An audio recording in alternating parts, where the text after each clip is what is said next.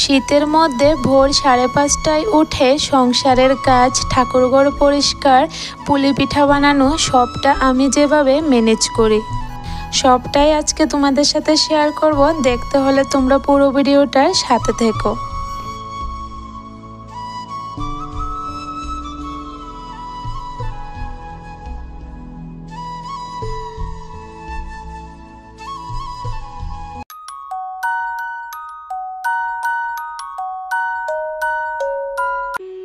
রাধে রাধে বন্ধুরা, good morning. কেমন আছো তোমরা সবাই? আশা করছি যে যেখানে আছো ভালো আছো, সুস্থ আছো। আমরাও ভীষণ ভালো আছি। আজকের দিনটা হলো সোমবার। তোমাদেরকে সাথে নিয়ে একদম ভোর থেকে ব্লগটা শুরু করেছি।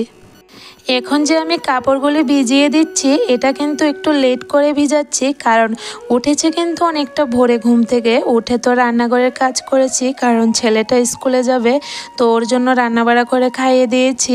এরপর এখন চলে আসলাম কাপড়গুলি ভিজিয়ে দিতে।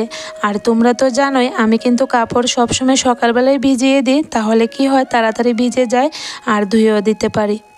কাপড়গুলি ভিজিয়ে এরপরে চলে আসলাম ঘরে এসে ভাতের চালটা হাঁড়ির মধ্যে রেডি করে রেখেছি, পরে বসাবো রান্না। তো এখন সব কিছু রেডি করে রাখলাম। আর একটা ডিম সিদ্ধ খেয়ে নিয়েছি, আর একটা মেয়ের জন্য রাখলাম। আর একটা ডিম সিদ্ধ করে ছেলেকে স্কুলে টিফিন দিয়েছি।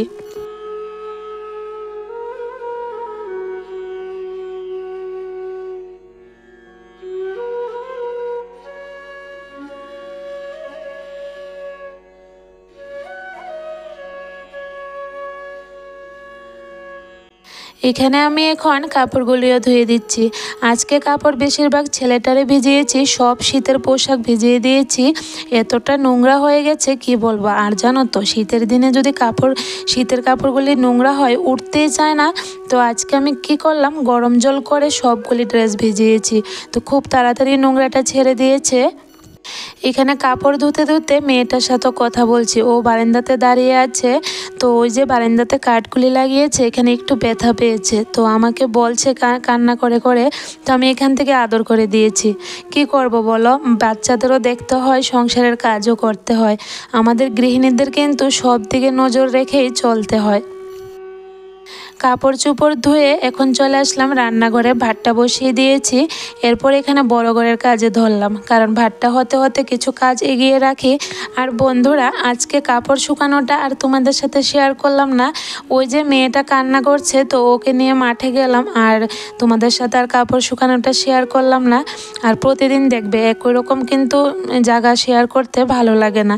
তো ভাবলাম আজকে আর শেয়ার করব না, কারণ আজকে তোমাদের সাথে খুব সুন্দর একটা জিনিস শেয়ার করব। তোমরা পুরো ব্লগটার সাথে থেকো। ঘরের কাজগুলি গুছিয়ে করছি, আর মেয়েটাকে কিন্তু বারান্দাতে রেখেছি, দরজা বন্ধ করে রাখলাম। আমি দরজা বন্ধ করে বড় ঘরের কাজ করছি। কি করব বলো, আমি একদিকে ঘরটা গুছাই, আর একদিকে ও আবার আগুছালো করে দেয়। তো ওকে নিয়ে একদমই আমি কাজ করতে পারছি না, তো ওকে একটু বাইরে রেখেছি। তো এখন দেখবে আমি যখন দরজাটা খুলবো না, ফট করে ঘরে এসে পড়বে। বাইরে থেকে আমাকে বারবার ডাকছে মা মা করে। আমার কিন্তু একদমই ভালো লাগছে না ওকে বাইরে রেখে, কিন্তু কিছু করারও ছিল না, তো বাইরে রাখলাম, কারণ আমার কাজের অনেকটা দেরি হয়ে যাচ্ছে। আবার ওর খাওয়ার টাইম হয়ে যাবে, স্নান করার টাইম হয়ে যাবে। দেখবে বাচ্চা ঘরে থাকলে কিন্তু সব কিছু টাইমে করতে হয়। যেহেতু আমার ছেলেটাও স্কুলে যায়, টিউশনে যায়, সব কিছু কিন্তু আমার টাইমে করতে হয়। আর মেয়েটার খাওয়া, স্নান করা সব কিছু আমি টাইমেই করি। তো খুব তাড়াতাড়ি কিন্তু আমি কাজগুলি সারি। শুধু আমি নয়, আমার মতন যারা মারা আছো, ছোট বাচ্চা আছে বা স্কুলের পড়াশোনার স্টুডেন্ট আছে, তাহলে কিন্তু ওদের সাথে সাথে আমাদেরও টাইমে চলতে হয়। আর আমি দেখেছি টাইমে চললে না অনেকটা তাড়াতাড়ি কাজ হয়ে যায়। এই যে দেখো, অনেক সময় কিন্তু বাবাইয়ের স্কুলটা বন্ধ দেয়, তখন না আমার একদমই কাজ এগোতে চায় না, অনেকটা দেরি হয়ে যায়। তখন আমি বাবাইকে বলি যে বাবাই, তোমার স্কুলটা যখন বন্ধ দেয় মার কিন্তু কাজের অনেকটা লেট হয়ে যায়। তখন ছেলেটা বলে কেন মা? আমি বললাম কেন জানি না, তোমার স্কুল থাকলে তো সব কাজ টাইমে হয়ে যায়, আর তোমার স্কুল বন্ধ থাকলে আমার একটা কাজও টাইমে হতে চায় না। একদিকে চাইলে ভালোই হয়, বাচ্চাদের সাথে সাথে নিজেদের কামগুলি কিন্তু টাইমে করে নিতে পারি। তো দেখো এখনও ঘর গোছানো হয়ে গেছে, তো ঘরের সব জানালা খুলে দিচ্ছি। একটু একটু রৌদ্র উঠেছে, এতক্ষণ সময় না বেশি একটা রৌদ্র ছিল না, তাই আর জানালাগুলি খুলিনি। তো এখন এদিকে সব জানালা খুলে দিয়েছি, আর মেয়েটা দেখো পুতুল নিয়ে খেলছে। বড় ঘরের কাজ গুছিয়ে ঝাড়ু দিয়ে এরপরে চলে আসলাম রান্নাঘরে। ভাতটা প্রায় হয়ে গেছে, তো এখন ভাতের মধ্যে বিন আর গাজর কুচি দিয়ে দিয়েছি। মানে ভাতটা মার গালার আগে কিন্তু আমি এগুলো দিয়ে এরপরে মারটা গেলে নিই, তাহলে খুব ভালো। তো এখানে দেখো মার গেলে এখন ভাতটা আবার একটু চুলাতে বসিয়েছি, এরপরে বারান্দাটা ঝাড় দিচ্ছি। তো বারান্দা ঝাড় দিতে দিতে দেখলাম আবার দুধ আসলো, দুধটাকে নিয়ে ঘরে রাখলাম। তো চলো বন্ধুরা, এদিকে কাজও করি আর তোমাদের সাথেও কিছু কথা বলি। আজকে আমি এই কথাটা কেন বললাম, শীতের মধ্যে ভোর 5:30টায় উঠে সংসারের কাজ, ঠাকুরঘর পরিষ্কার, পুলি পিঠা বানানো, সবটা আমি যেভাবে ম্যানেজ করি। অনেকটা ভোরে ঘুম থেকে উঠে ছেলের জন্য সব কিছু রেডি করে ওকে স্কুলের জন্য পাঠালাম। এরপরে মেয়েটাকে খাওয়ালাম, নিজে চা খেলাম, এরপরে কাপড় ভিজালাম। মানে একটার পর একটা কাজ কিন্তু করেই যাচ্ছি। এতটা পরিমাণে শীত পড়ছে, পারলে কিন্তু ঘুমিয়ে থাকতে পারি, কিন্তু এই যে সংসারের কাজের জন্য একদমই ঘুমাতে পারি না। তো আজকে ঠাকুরঘরটাকেও একটু পরিষ্কার করলাম। আর তোমাদের বিশেষ করে বলি, আজকে কিন্তু আমি পুলি পিঠা বানিয়েছি। তো পিঠা বানানো মানে অনেকটা সময়ের দরকার, তোমরা তো জানোই। এরপরেও বানালাম, কারণ এবছর না পুলি পিঠা খাওয়া হয়নি, আজকে প্রথম বানালাম। আর আমার পুলি পিঠাটা খেতে কিন্তু ভীষণ ভালো লাগে। তো ছোট বাচ্চা নিয়ে কিন্তু পারি না, তাই আর এই বছরটা বানালাম না। তবে আজকে ফাইনালি বানিয়ে ফেললাম, খুব ভালো হয়েছে। তোমরা দেখতে পাবে একটু পরে আমি কিভাবে বানালাম। সবগুলি পিঠে কিন্তু আমি একা হাতে বানিয়েছি আর খুব সুন্দর হয়েছে। তাই তোমাদেরকে বললাম যে শীতের মধ্যে ভোর 5:30টায় উঠে সংসারের কাজ, ঠাকুরঘর পরিষ্কার, পুলি পিঠা বানানো, সবটা আমি এভাবে ম্যানেজ করি। মানে টাইমে কাজগুলি করে নিই বলে কিন্তু আমি সব কিছু করতে পারি। এখানে তোমাদের সাথে কথা বলতে বলতে রান্নাবাড়া কমপ্লিট করলাম আর গ্যাসটাও মুছে নিয়েছি। এখন রান্নাঘরটাকে ভালো করে মুছে নিচ্ছি। প্রতিদিন রান্নাঘরটা মুছে নিই, জানো তো, রান্নাঘর না মুছলে কিন্তু ভালো লাগে না, কেমন যেন একটা আঠা আঠা হয়ে থাকে।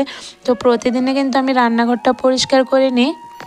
আর আমার মেয়েটা যেহেতু ছোট, ও কিছু জিনিস খাওয়ার সময় নিচে ফেলে দেয়, আবার নিচে থেকে তুলে খায়।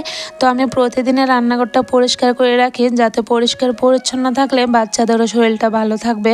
তাই আমি প্রতিদিন পরিষ্কার করার চেষ্টা করি বলতে ডেলি মুছে রাখি। এমনিতে তো বেশি একটা নোংরা হয় না, কিন্তু এরপরও ওই যে মনের শান্তির জন্য প্রতিদিন মুছে রাখি। কারণ একটা অভ্যেস হয়ে গেছে, রান্নাঘরটা যদি না মুছি নিজের কাছে যেমন ভালো লাগে না। রান্নাঘরের কাজ কমপ্লিট করে এখন আবার চলে আসলাম বড় ঘরের কাজে। এর মাঝখানে কিন্তু মেয়েটাকে স্নান করিয়ে খাইয়ে ঘুম পাড়িয়ে দিয়েছি। তো এখন ঘরটাকে মুছে নিচ্ছি। আর বন্ধুরা জানো তো, সপ্তাহে একবার যদি ঘরটাকে ফিনাইল দিয়ে ভালো করে মুছে নিই কোনাকানি মেরে, তাহলে কিন্তু প্রতিদিন আর এত কোনাকানি মেরে মুছতে হয় না। দেখো আজকে আমি একদম কোনাকানি মেরে ভালো করে মুছে নিচ্ছি। আর দেখবে কোনাগুলি মুছতে না অনেকটা সময় লাগে, বারবার করে মুছে নিচ্ছি ফিনাইল দিয়ে। আমি কিন্তু সবসময় সপ্তাহে একবার কোনাগুলিকে একদম ভালো করে পরিষ্কার করে নিই, কারণ সপ্তাহে একবার যদি পরিষ্কার করি তাহলে কিন্তু সারাটা সপ্তাহ আর কোনাকানি এত ময়লা হয় না। তো আমি সবসময় এভাবে কিন্তু প্ল্যান করে কাজ করি, কারণ প্রতিদিন তো জানোই অনেকটা সময়ের দরকার। আর প্রতিদিন পরিষ্কার করার কোনো মানে হয় না, কারণ এত একটা নোংরা হয় না। কিন্তু সপ্তাহে একবার যদি তুমি একদম কোনাগুলিকে ভালো করে স্ট্যান্ড দিয়ে মুছে রাখো, তাহলে এত একটা নোংরা হয় না। যেহেতু একা হাতের কাজ, তো একটু বুদ্ধি করে কিন্তু কাজগুলি করি, যে কিভাবে কাজ করলে খুব তাড়াতাড়ি কাজগুলি শেষ করতে পারবো। তো এভাবে সংসারের কাজগুলি গুছিয়ে করি। তো চলো, এখানে দেখো ঘর দুয়ার মুছে এরপরে স্নানটাও সেরে নিয়েছি। এখন চলে আসলাম আমার শান্তির জায়গায়, আমার ঠাকুরঘর। এখন আমার ঠাকুরঘরটাকে ভালো করে মুছে পরিষ্কার করে নিচ্ছি। সারাদিন যতই সংসারের কাজ করি না কেন, সব কাজ শেষে যখন ঠাকুরঘরে এসে ঢুকি, তখন কিন্তু মনটা একদম শান্ত হয়ে যায়। আর ঠাকুরের দিকে দেখলে মন প্রাণ সব কিছু জুড়িয়ে যায় দেখবে। ঠাকুর প্রণাম করে এরপরে এখন র্যাকটাকেও গুছিয়ে নিচ্ছি।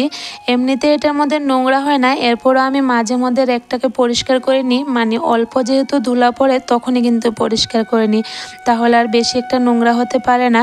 তো এখানে দেখো আজকে আমি র্যাকের সবগুলি জিনিস নামিয়ে ভালো করে ঝেড়ে ঝেড়ে মুছে রাখছি। তো খুব সুন্দর থাকে এভাবে, সবসময় একটু একটু নোংরা হলে যদি মুছে রাখি না, তাহলে জিনিসগুলি খুব সুন্দর থাকে। অনেকটা সময় পরে আবার তোমাদের সাথে দেখা হচ্ছে সন্ধেবেলা। তো এখানে পিঠা বানানো শুরু করে দিলাম। আর চালের গুঁড়ি বের করেছি ফ্রিজ থেকে, তোমরা তো দেখলেই। এই গুঁড়িগুলো কিন্তু আমি অনেক দিন আগে করে রেখেছিলাম, তো আজকে বের করে নিলাম সবগুলি গুঁড়ি, পিঠে বানিয়ে নেব, পুলি পিঠা। তো এখানে প্রথমে দেখলে কড়াইতে গুঁড়িগুলোকে একটু টেলে নিলাম। আর পুলি পিঠা বানাতে কিন্তু গুঁড়িগুলো একটু টেলে নিতে হয়, না হলে পিঠাটা ফেটে যাবে। তারপরে এখানে নারকেলটাও কুড়িয়ে নিয়েছি। আর আজকে জানো তো নারকেলের সাথে গুড় দিয়েছি আর একটু সুজি দিয়েছি। এই যে শুধু একটা নারকেল ছিল, তো একটু বাড়ানোর জন্য সুজি দিয়েছি। খেতে কিন্তু দারুণ হয়েছে, তোমরাও ট্রাই করতে পারো, খুব ভালো হয়েছে।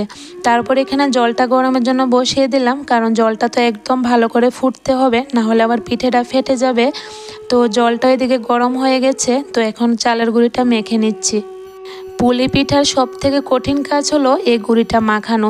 একদম গরম জল দিয়ে কিন্তু মাখতে হয়। তো আমার অনেকটা সময় লেগে গেছে, তোমরা তো একটু সময় দেখতে পেলে, কিন্তু আমার অনেকটা সময় লেগে গেছে, কারণ এতটা গরম ছিল আমি কিছুতেই মাখতে পারছি না। প্রথমে চামচ দিয়ে মাখলাম, এরপরে হাতে মাখলাম। তো এখন দেখো একদম ভালো করে মেখে নিয়েছি আর পিঠে বানানো শুরু করে দিয়েছি। আজকের পুলি পিঠাগুলি আমি 3 রকমের ফুল তুলে বানিয়েছি। তো যেটা আমার মনে এলো এটাই বানালাম।